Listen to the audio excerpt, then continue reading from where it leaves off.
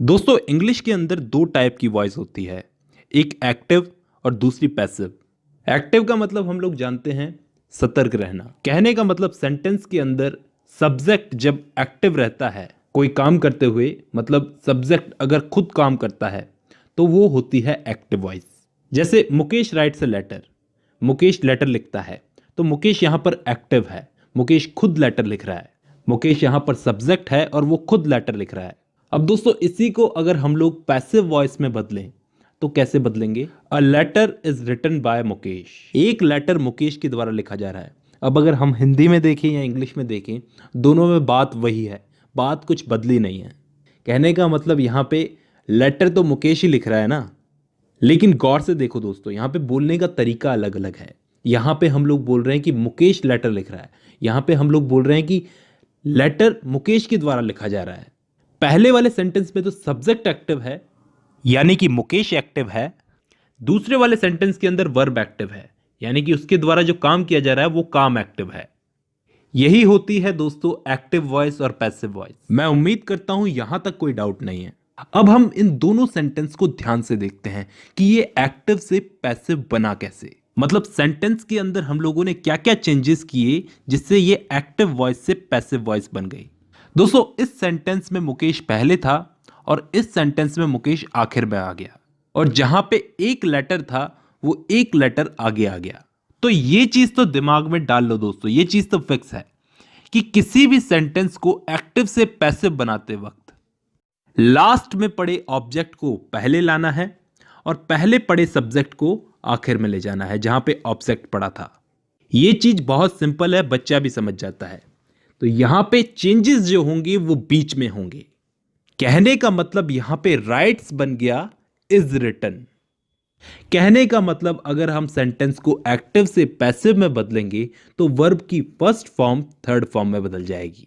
यहां पे right verb है तो इसकी थर्ड फॉर्म क्या होगी? रिटन। दोस्तों किसी भी सेंटेंस को हम लोग एक्टिव से पैसिव में बदलते हैं तो एक चीज और है जो यहां पे जुड़ती है, वो है ये बाय। आप एक्टिव वॉइस से पैसिव वॉइस में किसी भी सेंटेंस को बदलो, ये बाय को तो लगाना ही पड़ेगा। ठीक है, इतना समझ में आ गया। तो क्या सारे टाइप के सेंटेंस हमको ऐसे ही बदलने हैं क्या?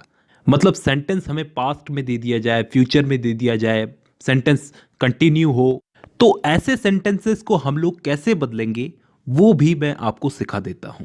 अब हम लोग कुछ सेंटेंसेस को बदल करके देखते हैं, हमको सब समझ में आ जाएगा। जैसे सबसे पहला सेंटेंस है ही राइट्स अ लेटर, तो इसको पैसिव में बदलेंगे तो a letter is written by him. यहां पे सारे नियम अप्लाई हो गए। अ लेटर पहले आ गया, इज रिटन थर्ड फॉर्म भी आ गई, बाय भी आ गया, लेकिन यहां पे ही हिम बन चुका है। वो सब आपको पता होगा क्योंकि यहां पे सब्जेक्टिव केस था और यहां पे ऑब्जेक्टिव केस है। दूसरा सेंटेंस है he does not write a letter. अब यहां पे सेंटेंस नेगेटिव में पूछा गया है, वही नियम अप्लाई करेंगे। अ लेटर पहले आएगा, is not written by him. यहां पर डज नॉट बदलकर बन गया इज नॉट, राइट की थर्ड फॉर्म लग गई रिटन और इसके आगे बाय हिम। नेक्स्ट सेंटेंस है ही रोट अ लेटर। अब यहां पे हमें सेंटेंस में क्या चेंज दिख रहा है कि यहां पे सेंटेंस पास्ट में पूछा गया है कि उसने लेटर लिखा। अब वही नियम हम लोग लगाएंगे, a letter was written by him. यहां पे दोस्तों वाज क्यों आया? क्योंकि यहां पे वर्ब की सेकंड फॉर्म थी।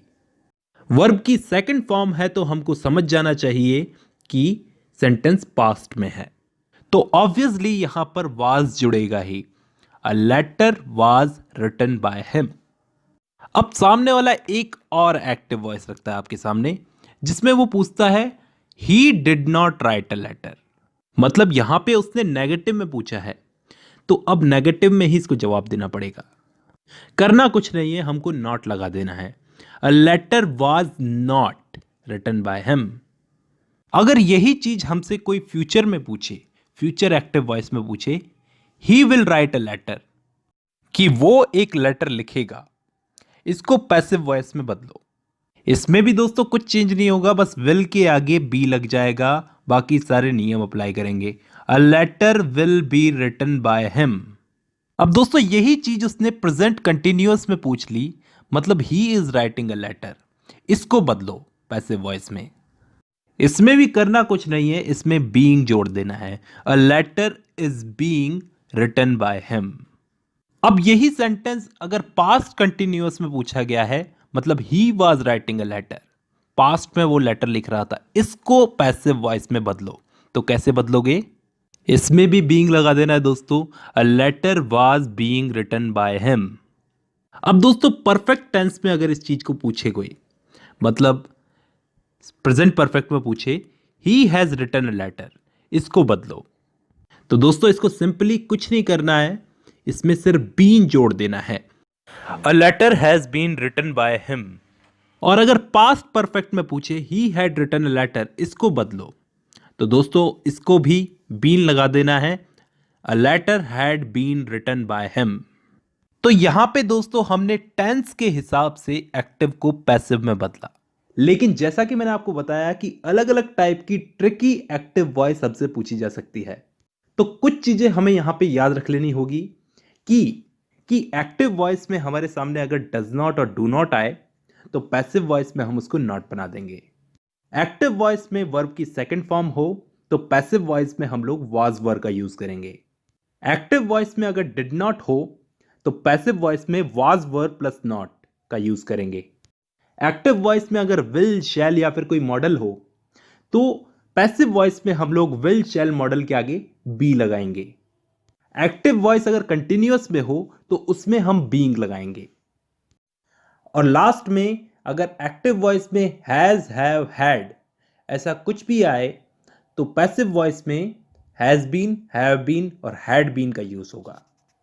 तो दोस्तों अगर हम इन रूल्स को फॉलो करके चलेंगे तो किसी भी टाइप की एक्टिव पैसिव वॉइस हम बना सकते हैं।